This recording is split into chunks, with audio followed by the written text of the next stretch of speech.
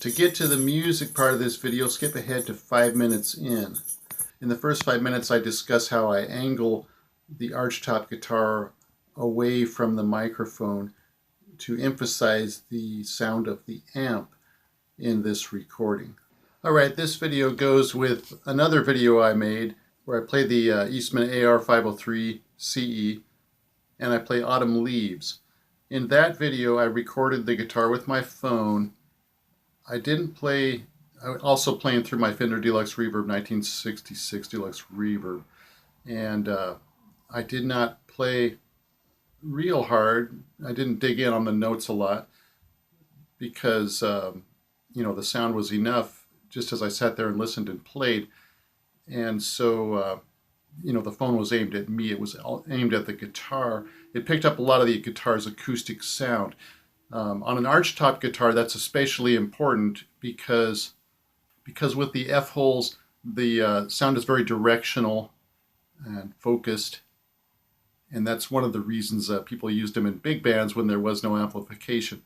So what happened was the recording picked up a lot of the acoustic sound of the guitar. Since I wasn't digging in a lot, the amp was not real prominent, even though I could hear it just fine sitting right next to the amp. However, the acoustic sound of the guitar, I think, dominated a bit and made I think maybe a sort of a trebly sound, no question about it. When I listened with headphones, I could hear the lower ranges, but it was definitely more trebly, so that, say, if you listened on a laptop or on a cell phone, you might only hear the treble. Now, I did notice Rich Severson did a demo of this same guitar about 7 years ago. In fact, that's the reason I bought the guitar. I saw the demo. This is a carved top Eastman Archtop, solid wood on the top and laminate on the back and sides. And the carved solid top is a great feature. I know from my experience in lutherie as a hobbyist that the laminated back and sides do not hurt the sound, really. There's a difference, but the main thing is the top. And Rich pretty much demonstrated this in his video.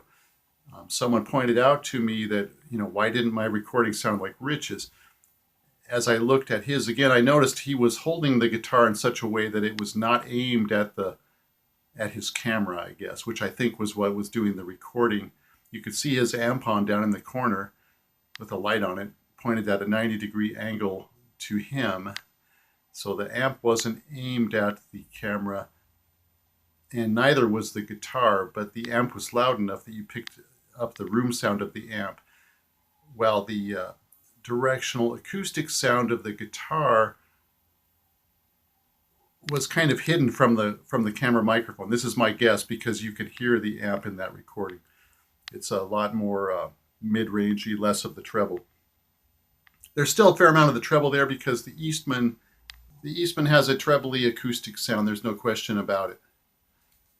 And so if you're playing through an amp, it sounds the way you want it to through an amp, and it does pick up some of that trebliness, but it's not predominant. And you can make it sound how you want by setting the amp and the tone on the guitar, of course. But even in Rich's recording, you can hear some of that, some of the inherent trebly sound of the Eastman Archtop. There's no question that it is designed a certain way and sounds a certain way. It's not the same as something like an L5, but it's still a very good guitar, and I've used it quite a bit, in a jamming combo where you would take a solo more context, or also in a big band where you're mostly, playing the chords. Notice on this recording, I've angled the guitar away from my phone to get rid of the acoustic contribution a bit, and I'm playing louder, digging in a bit more so that the amp will be recorded by the phone. But then I discovered when I looked at the video again, I hadn't angled the guitar very much away, but you can tell the difference from that and my Autumn Leaves recording. So I did a second recording where I angled it even more, and you can definitely hear the difference between that and the first recording. So that's something to keep in mind if you're recording an Archtop, to be aware of the power of its directional acoustic sound. Sometimes you might want some of that, like what Joe Pass did with his Virtuoso album, where you almost think it's an acoustic guitar they must have used two mics, but here and there you can hear there's the sound of a guitar through an amp. I hope this was helpful, and here comes the music now.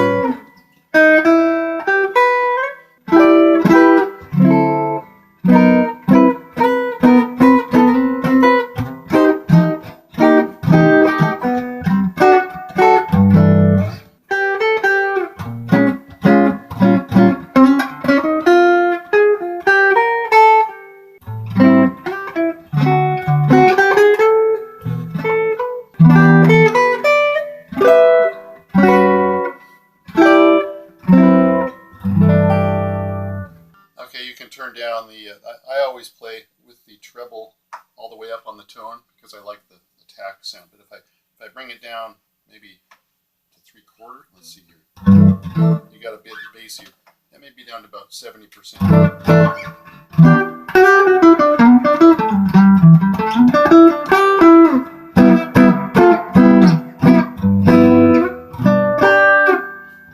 Alright, this is angled even more. I don't think I did it enough last time. So let's see how this sounds.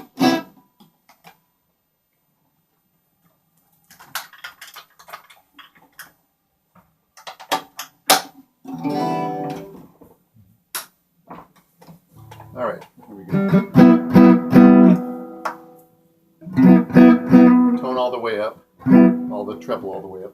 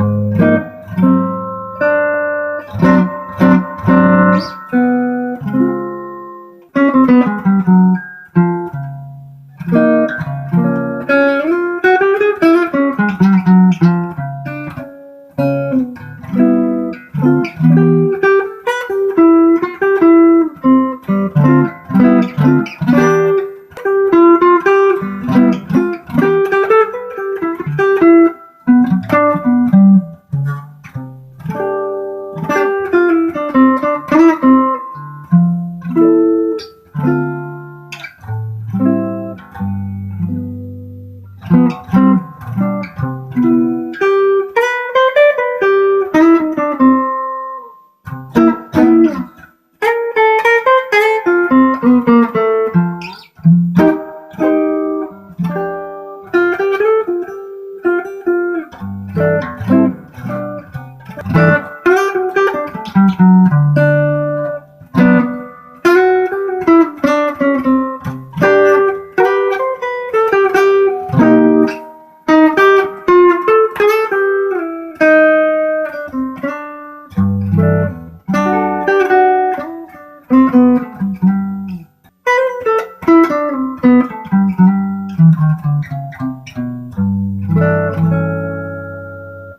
right, let's turn the treble down maybe to 70%, something like that.